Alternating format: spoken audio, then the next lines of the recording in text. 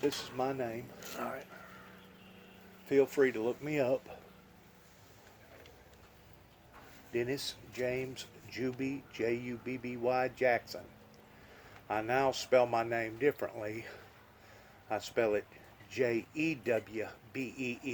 Why do you do that?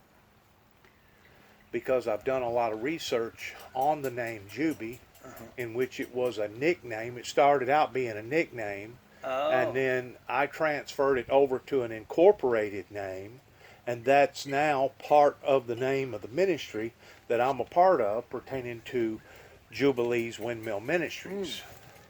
I'm known by hundreds of millions of people all over the world. I'm part. You need to talk to Willie Brown. I'm part of Central Intelligence out of Lingling, Virginia, that basically blow the whistle in regard to the Oklahoma bombing. They have almost killed me. This government has. Simply because I was Which part, the Democrats? either or.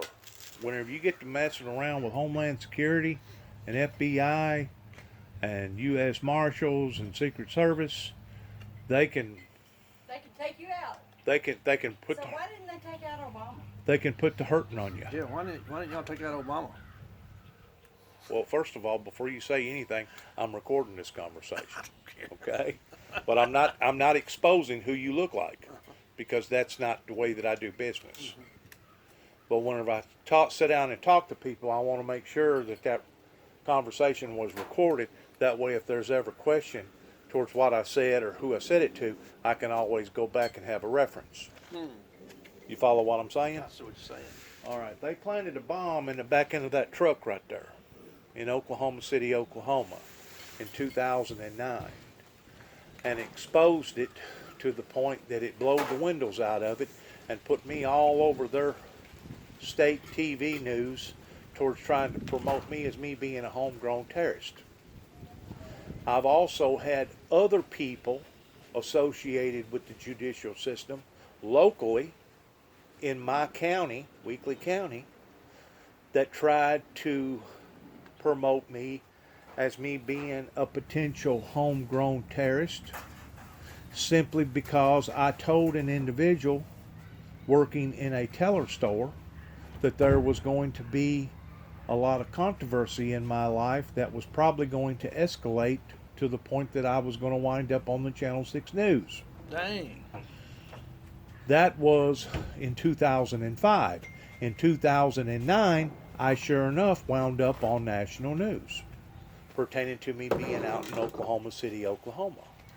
A lot of people thinks that the Oklahoma bombing was primarily just over a Ryder truck and 3,000 pounds of ammonia nitrate, Timothy McVeigh and Nichols, and it wasn't. It had to do with the Clintons. Janet Reno, on about the 40th day into that 51-day standoff that occurred down there in Waco, put the order out, we're going to end this situation one way or the other because it's making us all look bad. And long about the 40th day, it went from a rescue mission to a doomsday mission. You following what I'm saying? Just so happens that the Oklahoma authorities was the ones that was handling that situation down there at the Maryland building in downtown Oklahoma City, Oklahoma, and somebody brought in about 2 boxes of dynamite that was supposed to have been used on the Davidians. In other words, after they exceeded about 40 days, according to the United States government, certain people that is in the government, nobody was supposed to have walked away.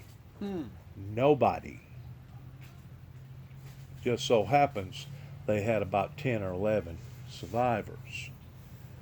Just so happens on the 51 day, as they was taking the tank and driving it off into the side of the building, they was also using flammable materials that literally set that place afire, that caused a fireball that burnt that building down to the ground and killed about 70 people that day. Hmm. I'm pretty sure you remember it. It I was remember all that. over the news. Yeah, I remember that. All right. 2 years to the date. That was in Waco, right? That was in Waco, Mount Carmel.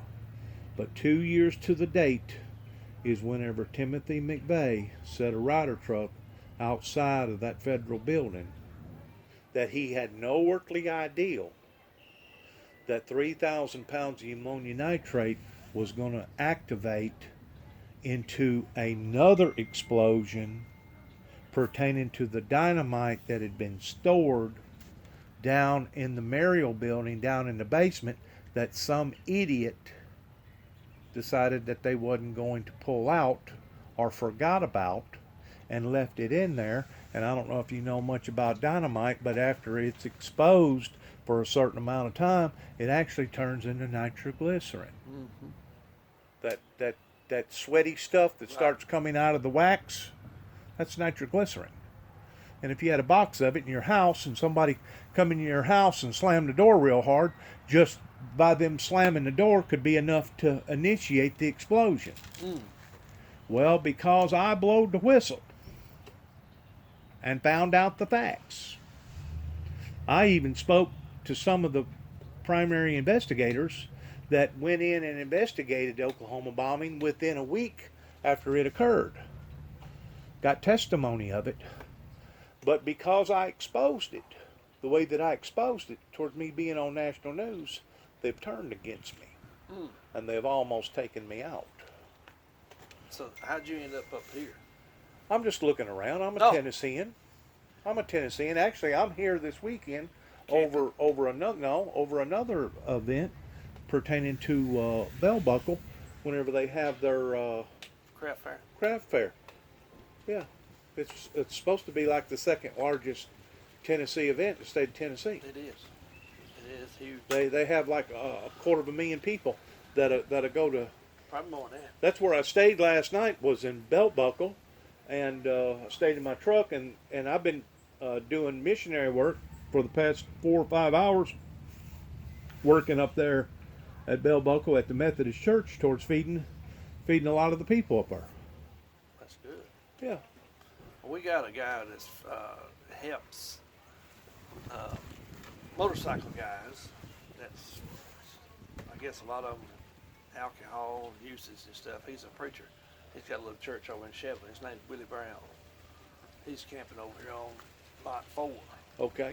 But I don't know where he's here this weekend or not, but he's a good boy. I mean, he is. Is he? To look at him, you think he's a Harley rider. But he's, Kind of like myself. he's Kind of scraggly looking. well, sort of. But he is really has helped a lot of guys through their. Well, I've tried to hard help time. my community, and my community has turned against me in Weakley County. Dang. Yes, because of the corruption in the politics. Yeah. And I know you have to know that there's corruption in our United States politics. It's so bad now. I mean, it's anybody can see it. Yeah. It's just At $23 trillion in debt, come on, 2.3 million incarcerated prisoners in jail. We've got more incarcerated prisoners in jail in United States than any other country in the world. Come on, it's self-explanatory right. towards what's going on here. It's terrible, Yes, it's terrible. and I And got to pay for it. and if we don't watch all that stuff going on overseas pertaining to foreigner, with all that stuff, is going to wind up hurting us if we don't watch. In actuality, already has. We've done spent over $8 trillion on all that, Oh, I know it. not counting all the eyes, the arms, Why do we the keep hands. spending money trying to impeach our president? Though we spend 48 to 100 million dollars trying to. Why don't we try to take that money and help people in this country? Because we're messed up. We are messed up. My pet peeve is we're the most educated people in the world, and we can't find 2 people to run for president. How come we'll spend $500 million on a coliseum and put it in the center of the city somewhere, But yet, no, we've got all these homeless people and all these starving people and all our senior citizens and our veterans that's doing without. Well, our veterans is number one. They should come number one. I don't care. But our priorities is all off. Yeah. It's all off. But the fact of the matter is, I was part of the nuclear arms agreement going all the way back into Ronald Reagan's administration pertaining to biblical Bible prophecy. And I've had people that's tried to destroy me. Not just the government per se, but state, local, and federal, various people in state, local, and federal governments has tried to destroy me. And if they can't destroy you one way, they'll try to destroy you in another way. Yeah. You know as well as I do, they can harm you and hurt you and never lay a finger on you. In a drop of a hat. Never lay a finger on you. That's right.